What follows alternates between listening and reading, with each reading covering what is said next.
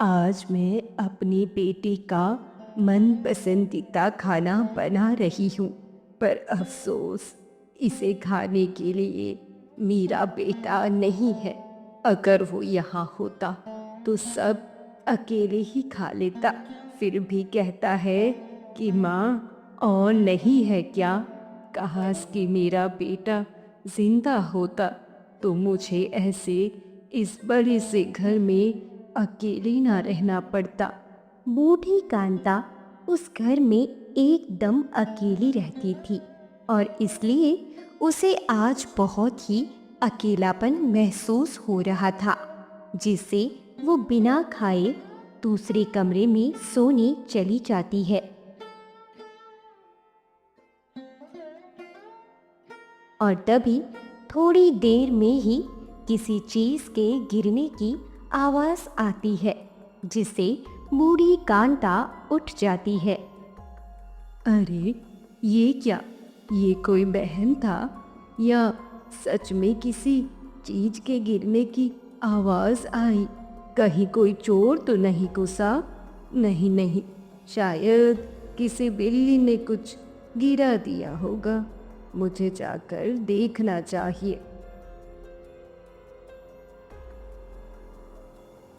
अरे अरे, ये क्या, तुम कौन हो और तुम्हें इतनी चोट कैसी लगी।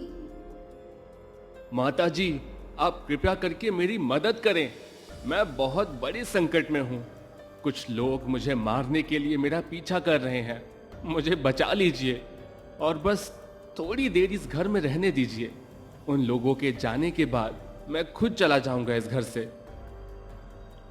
अरे बेटा, वो सब तो ठीक है, पर तुम चलो मेरे साथ इस कमरे में चलो। तुम्हें तो बहुत चोट आई है। आओ, मैं तुम्हें मलहम लगा देती हूँ। नहीं माताजी, मुझे मलहम की कोई आवश्यकता नहीं है। आप बस मुझे थोड़ी देर के लिए इस घर में रहने दीजिए। मेरे लिए बस वही काफ़ी है। देखो बेटा, तुम्हें जितनी देर रहना है तुम रह सकते हो, पर मलहम तो तुम्हें लगानी ही पड़ेगी। तुम्हें इतनी चोट आई है और तुम हो कि नखरे दिखा रहे हो। अब सीधी तरह से मेरे साथ चलो, नहीं तो मैं तुम्हें बाहर कर दूंगी, समझे। अरे नहीं नहीं माताजी, बाहर मत कीजिए। मैं आता हूँ मलहम लगाने। उसके बाद कांता उस आदमी को अपने कमरे में ले जाती है और मलहम लगाने लगती है। और तभी बाहर से दरवाजा खटखटाने की आवाज आती है। अरे ये क्या, लगता है कोई आया है। तुम यहीं रहना बेटा, ठीक है, मैं अभी आती हूँ। नहीं माताजी, आप मत जाइए। जरूर वही लोग आए होंगे जो मुझे मारना चाहते हैं। आप यहीं रहिए। पर बेटा, अगर मैं जाऊंगी नहीं तो उन्हें शक हो जाएगा और वो किसी तरह अंदर आ जाएंगे। इसलिए मुझे जाने दो और तुम चिंता मत करो, बस आराम करो, मैं सब संभाल लूंगी।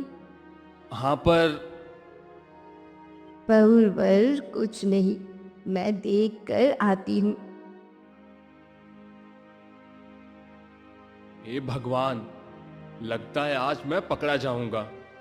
अभी बाहर खड़े लोग बता देंगे कि मैं एक ठग हूं और ये माताजी मुझे उन लोगों के हवाले कर देंगी। आज तो मेरी किस्मत ही खराब है।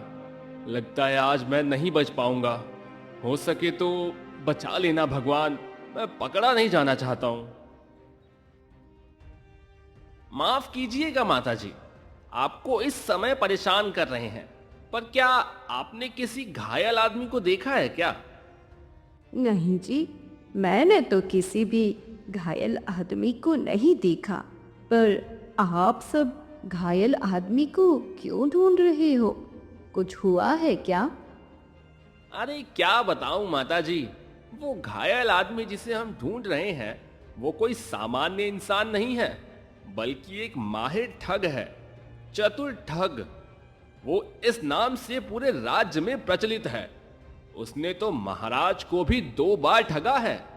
इतनी मुश्किल से आज हमें वो मिला था, पर ये फूटी किस्मत वो बचकर निकल गया और अब मिल ही नहीं रहा है। अगर आपको कहीं भी वो मिलता है तो कृपया करके मुझे या गांव के किसी भी व्यक्ति को जरूर बताइएगा। तो क्या गांव में सभी लोग उसे पकड़ने की कोशिश कर रहे हैं? अरे हाँ हाँ माता जी, आपको नहीं पता क्या? उसने पूरे राज्य के नाक में दम करके रखा है। सभी उससे काफी परेशान हैं। और तो और महाराज ने भी उसे पकड़ने पर एक बड़ा इनाम रखा है। इसलिए कह रहा हूं, अगर आपको कहीं दिखे तो हमें जरूर बताइएगा। हम इनाम आधा आधा बांट लेंगे। जी जी, मैं समझ गई। वो जैसे ही मुझे दिखता है मैं सबसे पहले आपको ही बताऊंगी। तो ठीक है, अब हम चलते हैं। क्योंकि वो अभी घायल है तो ज्यादा दूर गया नहीं होगा। हम चाहे तो अभी भी उसे ढूंढ सकते हैं।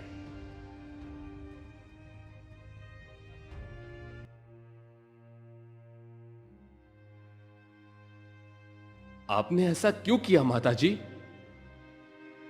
मैंने अब भला क्या कर दिया बेटा? अब आप इतनी भी भोली मत बनिए। मैंने चुपके से सारी बातें सुन ली, ये जानते हुए भी कि मैं एक ठग हूं और मेरे सर पर बहुत बड़ा इनाम भी है। फिर भी आपने मुझे उनके हवाले क्यों नहीं किया? क्योंकि मुझे पता है कि तुम ठग अपनी मर्जी से नहीं बने। तुम्हारी भी कोई मजबूरी रही होगी, तभी तुम ऐसे काम करने पर उतर आए हो। हर वो व्यक्ति जो गलत काम करता है उसकी कोई ना कोई वजह या मजबूरी होती ही है। तो क्या सच में आपने मुझे इसलिए बचाया? अगर सच कहूँ तो नहीं, मैंने तुम्हें इसलिए बचाया क्योंकि जब मैंने तुम्हें पहली बार देखा तो तुम मुझे अपने बेटे की तरह लगे। तुम्हारा चेहरा बिल्कुल मेरे बेटे की तरह है। अगर ऐसी बात है तो आपका बेटा कहाँ है? मुझे खुशी होगी उसे देखकर जो मेरी तरह ही दिखता हो। माफ करना, पर तुम उसमें कभी नहीं मिल सकते क्योंकि वो अब इस दुनिया में नहीं है। बहुत पहले ही मुझे और इस दुनिया को छोड़कर वो चला गया था।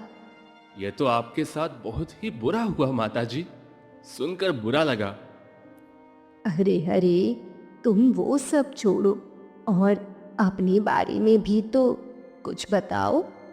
मेरा नाम मनीष है और मैं एक बहुत ही माहिर ठग हूँ जिसने बहुतों को लूटा है, यहाँ तक कि महाराज को भी। और लोग मुझे चतुर ठग के नाम से जानते हैं। पर जैसा कि आपने मुझे कहा कि हर वो व्यक्ति जो गलत काम करता है उसकी कोई मजबूरी या वजह जरूर होती है। आपने बिल्कुल सही कहा। मैं भी ठग किसी खास वजह से ही बना हूं। अच्छा, तो वो वजह क्या है? क्या तुम मुझे बता सकते हो? जी माताजी, जरूर। वो वजह बस इतनी सी है कि मैं लोगों को इसलिए ठगता हूं ताकि मैं अनाथ आश्रम को बचा सकूं। अनाथ आश्रम को बचा सको? मैं कुछ समझी नहीं बेटा। असल में जो हमारे पूर्व महाराज थे, उन्होंने इस राज्य में कई सारे अनाथ आश्रम बनवाए थे ताकि सारे बच्चे जिनके माता पिता नहीं हैं उन्हें एक अच्छी जिंदगी मिल सके। और इसलिए वो हर वर्ष हर अनाथ आश्रम में दान भी करते थे। पर उनके हटने के बाद जो नए महाराज बने, यानी उनके बेटे, उन्होंने उस अनाथ आश्रम में दान करना छोड़ दिया। अब वह अनाथ आश्रम में ध्यान ही नहीं देते हैं और इसलिए इस राज्य के सारे अनाथ आश्रम बंद होने वाले थे, क्योंकि इतने सारे बच्चों को पालने के लिए पैसे ही नहीं थे और लोग दान भी नहीं करते हैं। तो क्या इसलिए तुमने ये ठग का काम शुरू किया ताकि तुम लुटा हुआ सारा धन अनाथ आश्रम में दान कर सको? जी माता जी, चूंकि मैं भी अनाथ हूं और मैं भी अनाथ आश्रम में ही पला बड़ा हूं, इसलिए मैं उनका दर्द समझ सकता हूं। और चाहता हूं कि इस राज्य में कभी भी अनाथ आश्रम बंद ना हो। नहीं तो पता नहीं उन बच्चों का क्या होगा जिनके माता पिता अब इस दुनिया में नहीं हैं। वाह बेटा, मुझे खुशी है कि मैंने किसी गलत आदमी को नहीं बचाया। तुम्हारा तरीका भले ही खराब था, पर तुम दिल के बहुत ही अच्छे आदमी हो। हाँ माताजी, मुझे पता है कि मेरा तरीका ठीक नहीं, पर मैं और कर भी क्या सकता हूँ। अनाथ आश्रम को चलाने के लिए बहुत सारे धन चाहिए होते हैं, जिसे मैं अपनी मेहनत से कोई भी काम करके नहीं ला पाऊंगा। मैं समझ सकती हूँ बेटा, पर सिर्फ यही एक रास्ता नहीं है जिससे तुम अनाथ आश्रम की मदद कर सकती हो। कुछ ऐसा काम भी है जिससे तुम अनाथ आश्रम को बिना कोई गलत काम किए भी बचा सकते हो। क्या आप सच कह रही हैं माताजी? अगर ऐसा है तो मैं वो जरूर करना पसंद करूंगा। आप केवल रास्ता बताइए। रास्ता बस यही है कि तुम्हें किसी बहुत ही बड़े और अमीर लोगों से मिलकर अनाथ आश्रम को बचाने के लिए मनाना होगा। थोड़ा कठिन होगा, पर मुझे पूरी उम्मीद है कि इतने बड़े राज्य में कोई ना कोई अच्छा व्यक्ति ज़रूर होगा जो अमीर भी हो और दूसरों की मदद भी करता हो। और दूसरा रास्ता ये है कि तुम्हें पूरे राज्य में प्रचार करना होगा और लोगों को प्रेरित करना होगा ताकि सभी लोग कुछ न कुछ दान अवश्य करें। मैं आपकी बात समझ गया माताजी। आपने जो कहा मैं वो जरूर करूंगा। और अगर ऐसा हो गया तो मैं ये ठग का काम भी हमेशा हमेशा के लिए छोड़ दूंगा। अब मैं चलता हूँ। रुको पुत्र, इतनी भी क्या जल्दी है? अभी तो तुम्हारे गांव भी नहीं भरे हैं। कुछ दिन यही इसी घर में रुक जाओ। मुझे बहुत ही खुशी होगी अगर तुम कुछ दिन यहाँ रहोगे। अरे नहीं नहीं माताजी, अब मैं आपको ज्यादा परेशान नहीं करना चाहता हूँ। इसमें परेशान होने वाली कौन सी बात है बेटा? मैं इस घर में अकेली रहती हूँ। दिन भर मुझे अकेलापन काटने को दौड़ता है। अगर तुम यहाँ रहोगे तो मुझे अकेलापन महसूस ही नहीं होगा और मुझे अच्छा लगेगा। अगर ऐसा है तो ठीक है माताजी, मैं कुछ दिनों के लिए यहीं रुक जाता हूँ।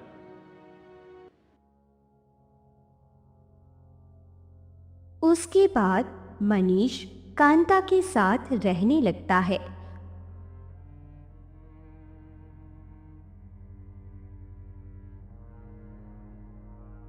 और उन दोनों के बीच बहुत सी बातें भी हुई और दोनों ही बहुत खुश थे।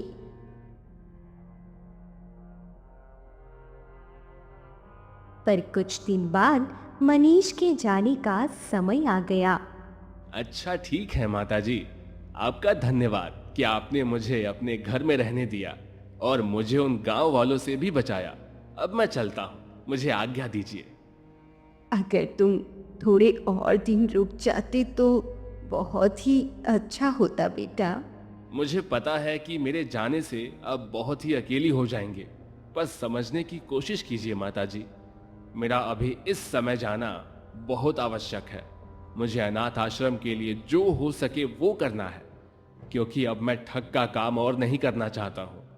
इसलिए जैसा आपने कहा मैं ठीक वैसा ही करने वाला हूँ, और मैं वादा करता हूँ कि मैं जल्द ही आपके लिए खुशखबरी लेकर आऊँगा। ठीक है बेटा, मुझे तुम्हारे आने की प्रतीक्षा रहेगी। जल्द ही खुशखबरी लेकर आना। जी जरूर। उसके बाद मनीष वहां से चला जाता है और बेचारी कांता फिर से अकेली हो जाती है और मनीष के वापस आने का इंतजार करने लगती है। कुछ दिन, महीने, यहाँ तक कि 1 वर्ष बीत जाने के बाद भी मनीष नहीं आता। ये क्या मनीष बेटा, अब तो पूरे 1 वर्ष बीत चुके हैं, फिर भी तू नहीं आया। क्या अभी तक तूने अपना काम नहीं किया या फिर इस बूढ़ी को भूल गया? काश कि तू एक बार मुझसे मिलने आ जाता तो बहुत ही खुशी होती मुझे। कांता ऐसा सोच ही रही होती है कि तभी अचानक से दरवाजा खटखटाने की आवाज सुनाई मिलती है। ये क्या, कोई दरवाज़ा खटखटा रहा है? लगता है मनीष ही आया होगा। मुझे पता था कि मनीष मुझसे मिलने ज़रूर आएगा। जल्दी से जाकर दरवाज़ा खोल देती हूँ। उसके बाद कांता दरवाजा तो खोलती है, पर बाहर मनीष की जगह कोई और ही होता है। प्रणाम माताजी। प्रणाम बेटा, पर तुम तीनों हो कौन? और ये संदूक लेकर यहाँ क्यों आए हो? कोई काम था क्या? जी माताजी, असल में हम तीनों एक व्यापारी हैं जो जगह जगह भ्रमण करके अपना कारोबार करते हैं और अभी इस राज्य में आए हैं और हमें कहीं ठहरने की जगह नहीं मिल रही। क्या आप केवल आज के लिए हमें अपने घर पर रहने देंगी? बड़ी मेहरबानी हो जाएगी। अरे इसमें मेहरबानी क्या, तुम तीनों बहुत ही दूर से आए हो और थके हुए भी लग रहे हो। तुम तीनों यहाँ जितने दिन चाहो उतने दिन रह सकते हो और मैं तो यहाँ अकेली रहती हूँ। मुझे भी खुशी होगी अगर कोई मेरे साथ मेरे घर में मेरा अकेलापन दूर करने के लिए रहता हो। क्या आप सच कह रही हैं माताजी? आपका कोटि कोटि धन्यवाद जो आपने हमें यहाँ रहने की अनुमति दी। हाँ हाँ, अब अंदर भी आओ या बाहर ही पूरी रात चित करते रहोगे? जी चलो भाइयों, अंदर चलते हैं।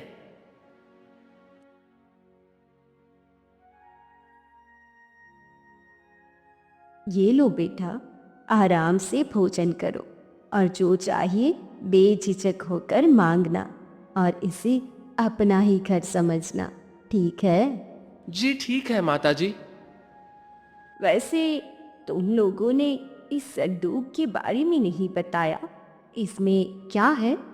इस संदूक में तो हमारे पिता के वर्षों से जमा की हुई पूंजी है जो उन्होंने बहुत ही मेहनत से कमाई थी।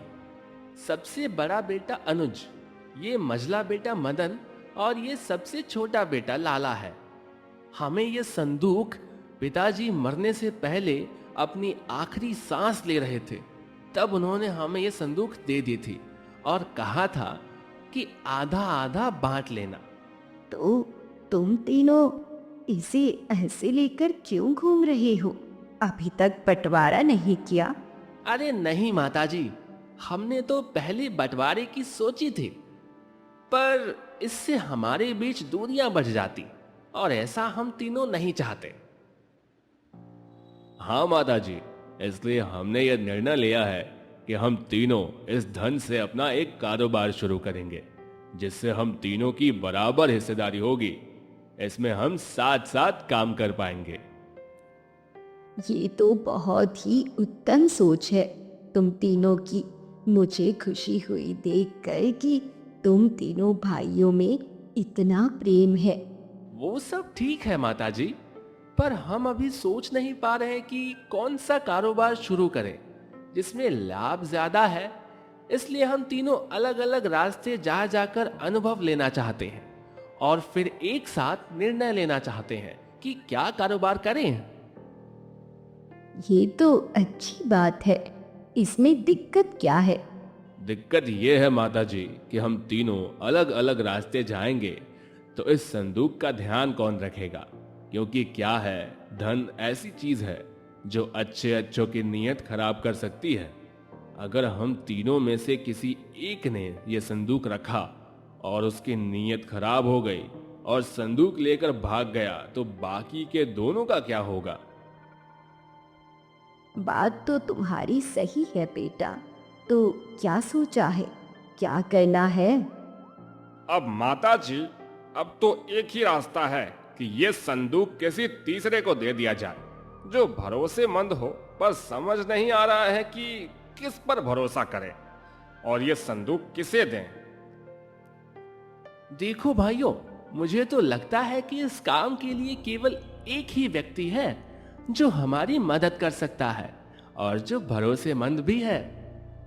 क्या सच में भैया? अगर ऐसा है तो जल्दी हमें बताइए कि वो कौन है। अरे वो और कोई नहीं बल्कि माता जी हैं। पर बेटा, मैं ही क्यों?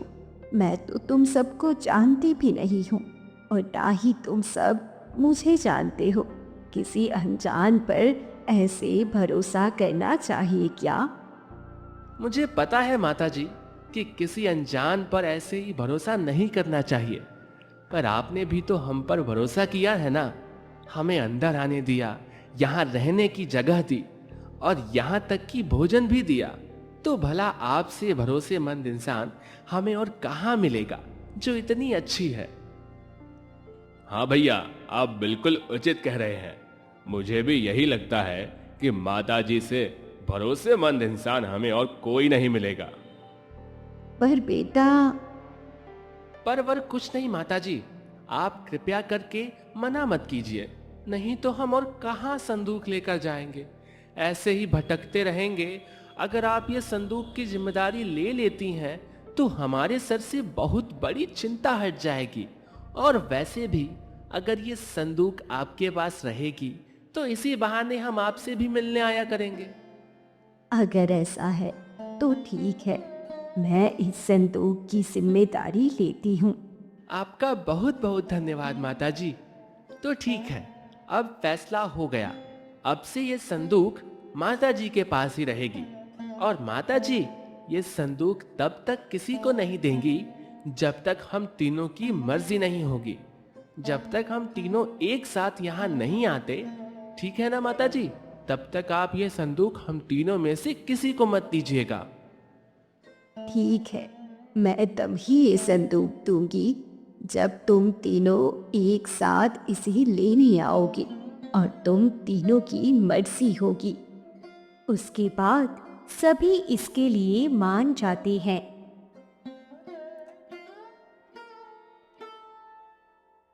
और अगले ही दिन तीनों अलग अलग रास्ते चले जाते हैं।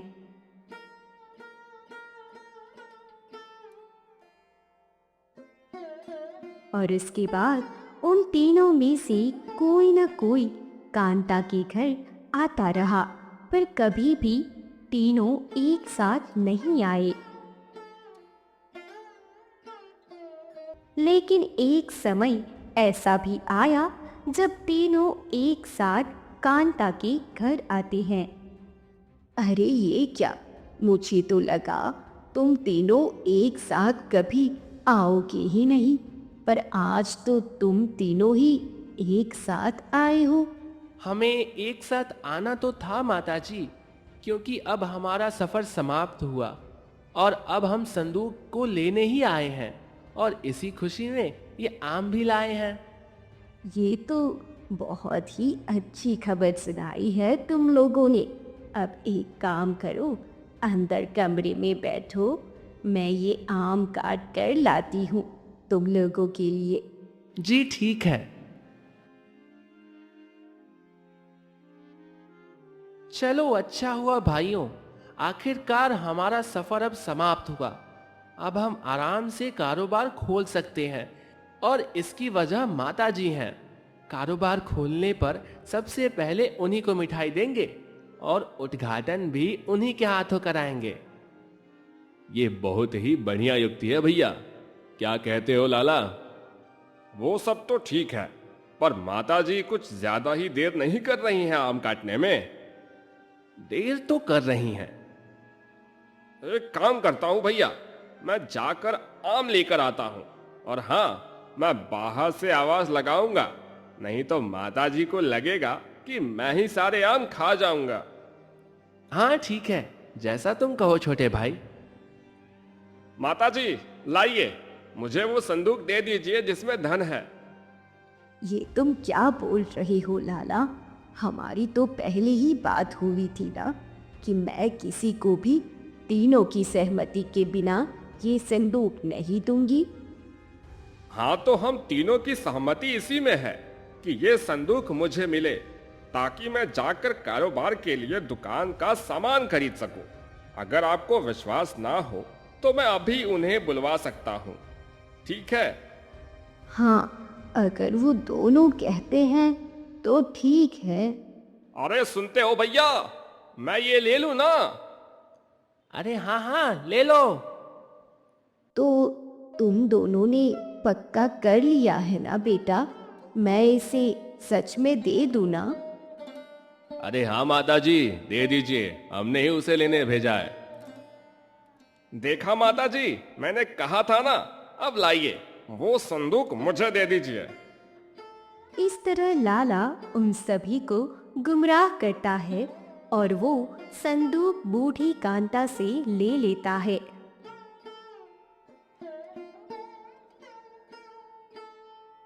और चला जाता है। अरे ये क्या माता जी, आप आम लेकर क्यों आई? लाला को भेजा तो था आम लेने के लिए, फिर आपने तकलीफ क्यों की? ये क्या कह रहे हो मदन बेटा? लाला तो संदूक लेने गया था, उसने आम का तो कुछ कहा ही नहीं। संदूक लेने गया था? ये आप क्या कह रही हैं माता जी?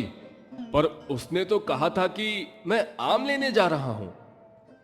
वो सब तो ठीक है, पर माता जी, मैंने आपको कहा था ना कि आप किसी को तब तक संदूक नहीं देंगी जब तक हम तीनों की सहमति नहीं होगी।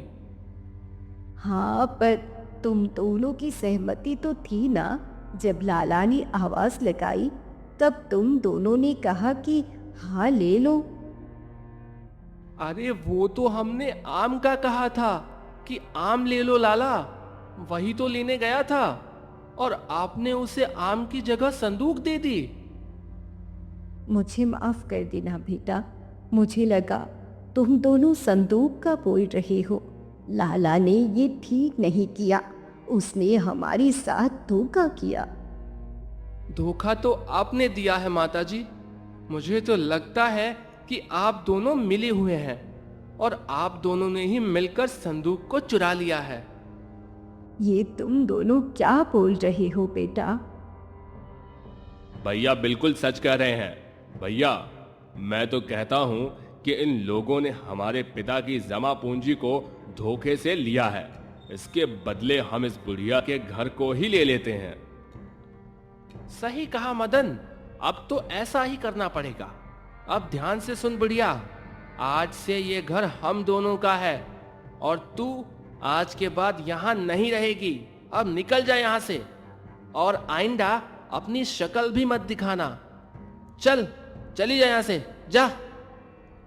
ऐसा कहते ही अनुज और मदन दोनों मिलकर बेचारी कांता को घर से निकाल देते हैं और कांता रोने लगती है।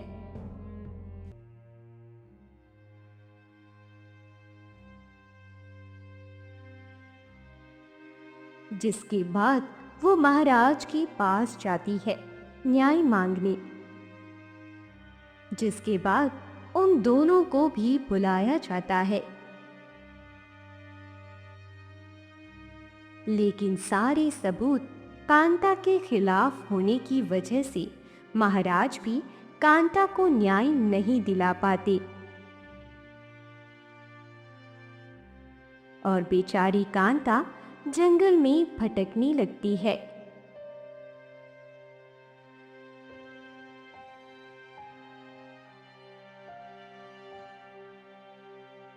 भूखे प्यासे रोते हुए जाकर एक पेड़ के नीचे बैठ जाती है। हे भगवान, ये कैसे दिन दिखा रहा है तू? मैंने ऐसे क्या बुरे कर्म किए हैं जिसकी सजा तू मुझे दे रहा है? पहले तो मुझसे मेरा परिवार, मेरा बेटा छीन लिया और अब मुझसे ये घर भी छीन लिया। आखिर अब मैं जाऊं तो जाऊं कहाँ? अब तू ही कुछ कर प्रभु, मैं हाथ जोड़ती हूँ, को तो चमत्कार कर दे। कांता भगवान से प्रार्थना कर ही रही थी कि तभी मनीष वहां आ जाता है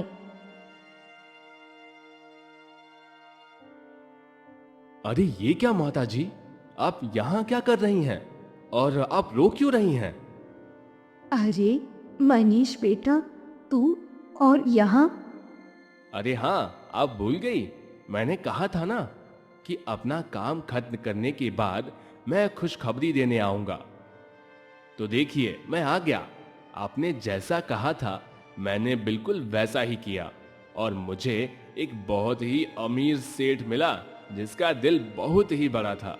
उसने तो अपनी आधी जायदाद अनाथ आश्रम में दान दे दी और बहुत से लोग मिले जो मेरे इस काम में मेरी बहुत मदद की और मैंने लोगों को प्रेरित भी किया, जिसमें मुझे काफी समय लग गया।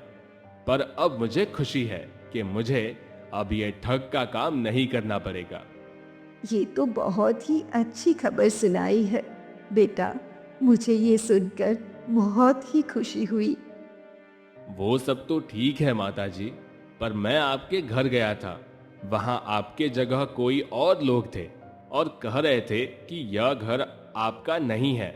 मैंने आपको कितनी मुश्किल से ढूंढा है माता जी, और आप मुझे यहाँ मिली। आखिर यहाँ हो क्या रहा है? आप मुझे बताएंगी कि मेरे जाने के बाद आपके साथ क्या हुआ था? मनीष के पूछने से कांता पूरी बात विस्तार से मनीष को बता देती है। प्रणाम माताजी, में हम तीनों एक व्यापारी हैं। हमें कहीं ठहरने की जगह नहीं मिल रही। क्या आप केवल आज के लिए हमें अपने घर पर रहने देंगी? आप कृपया करके मना मत कीजिए, नहीं तो हम और कहाँ संदूक लेकर जाएंगे। ऐसे ही भटकते रहेंगे। अगर आप ये संदूक की जिम्मेदारी ले लेती हैं तो हमारे सर से बहुत बड़ी चिंता हट जाएगी। अब फैसला हो गया, अब से ये संदूक माता जी के पास ही रहेगी और माता जी ये संदूक तब तक किसी को नहीं देंगी जब तक हम तीनों की मर्जी नहीं होगी, जब तक हम तीनों एक साथ यहाँ नहीं आते। ठीक है ना माता जी? माता जी लाइए, मुझे वो संदूक दे दीजिए जिसमें धन है। अरे सुनते हो भैया, मैं ये ले लूं ना? माता जी, मुझे तो लगता है कि आप दोनों मिले हुए हैं और आप दोनों ने ही मिलकर संदूक को चुरा लिया है। अच्छा, तो यह बात है। उन तीनों ने मिलकर आपको ठगा है। मैं उन तीनों को छोड़ूंगा नहीं। अरे नहीं बेटा, उन तीनों ने नहीं, सिर्फ लाला ने धोखे से ये सब किया। बाकी उन दोनों बेचारों की तो इसमें कोई गलती नहीं है। अरे माता जी, आप बहुत ही भोली हैं। आपको पता नहीं है ठग क्या होते हैं और कैसे लोगों को ठगते हैं। आप जिस संदूक की बात कर रही हैं उसमें असल में कोई धन था ही नहीं। ये सब उनकी सोची समझी चाल थी, बस आपको फंसाकर आपका घर हथियाने के लिए। ये तुम क्या कह रहे हो मनीष बेटा? मैं बिल्कुल सही कह रहा हूं, क्योंकि मैं भी तो एक ठग हूं। इसीलिए मुझे पूरा विश्वास है कि उन लोगों ने आपको ठगा है, पर उन्हें नहीं पता कि इस दुनिया में कितने भी बड़े और चालाक ठग क्यों ना हो, चतुर ठग से बड़ा और चालाक ठग कोई है ही नहीं। आप चिंता मत कीजिए माता जी, मैं आपको न्याय दिलाकर रहूंगा, चाहे कुछ भी हो जाए।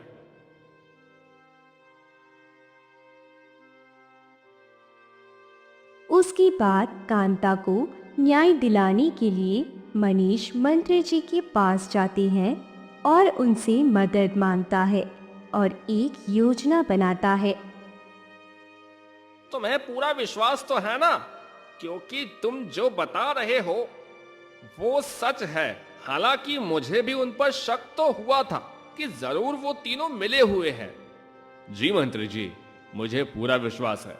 तो ठीक है, मैं वैसा ही करूंगा जैसा तुमने कहा है। उसके बाद मनीष की बनाई युक्ति के अनुसार फिर से उन दोनों को राज दरबार बुलाया गया और इस बार बूढ़ी को बूढ़ी का घर दिला दिया गया। बदले में उन दोनों को एक आलीशान घर दिया गया और जुर्माने के तौर पर बहुत सारा धन भी दिया गया। अरे वाह भैया वाह, आपका तो कोई जवाब ही नहीं है।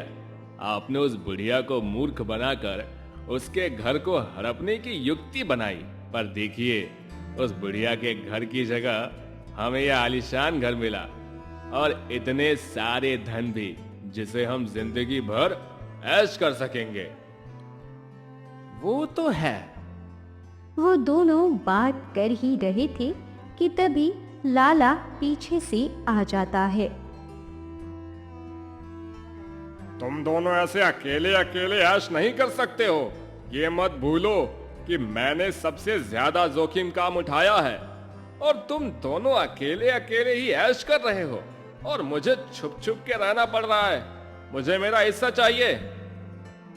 अरे भाई, तू यहाँ क्यों आया है? किसी ने देख लिया तो गड़बड़ हो जाएगी।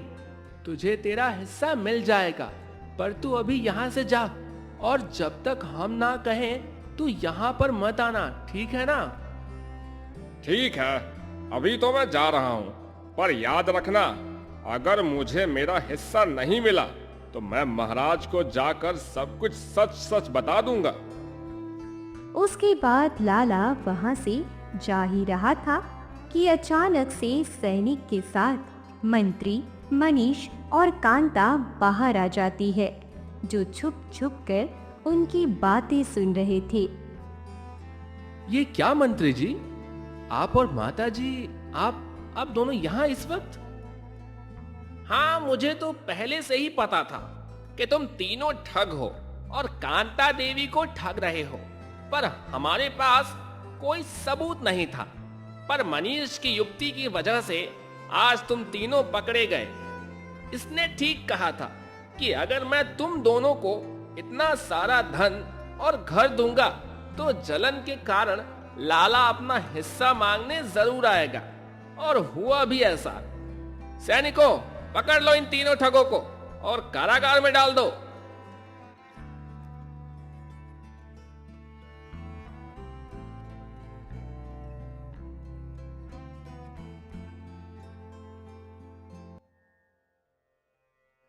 आपका बहुत बहुत धन्यवाद मंत्री जी, आपने हमारी मदद की। अरे इसमें धन्यवाद कैसा, ये तो मेरा फर्ज था। मुझे भी खुशी हुई कि मैंने इन्हें न्याय दिला पाया, और ये सब सिर्फ तुम्हारी वजह से हुआ है। वैसे तुमने इनकी इतनी मदद की, तुम इनके हो कौन? मैं इनका बेटा हूँ। अच्छा, तभी मैं सोचूं आजकल कौन किसी के लिए इतना कुछ करता है। तो अब से अपनी माँ का ध्यान रखना, नहीं तो फिर से कोई ठग ना ले इन्हें। ठीक है, अब मैं चलता हूं। जी, मैं ध्यान रखूंगा।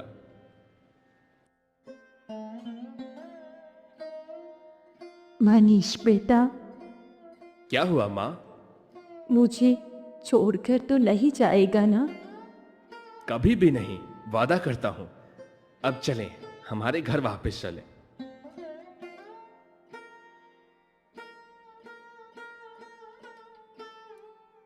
इसके बाद मनीष कांता के साथ ही रहने लगा, उनका बेटा बनके, और ठग का काम उसने हमेशा हमेशा के लिए छोड़ दिया और खुशी खुशी उस घर में रहने लगा। और उस दिन के बाद से चतुर ठग का नामो निशान मिट गया।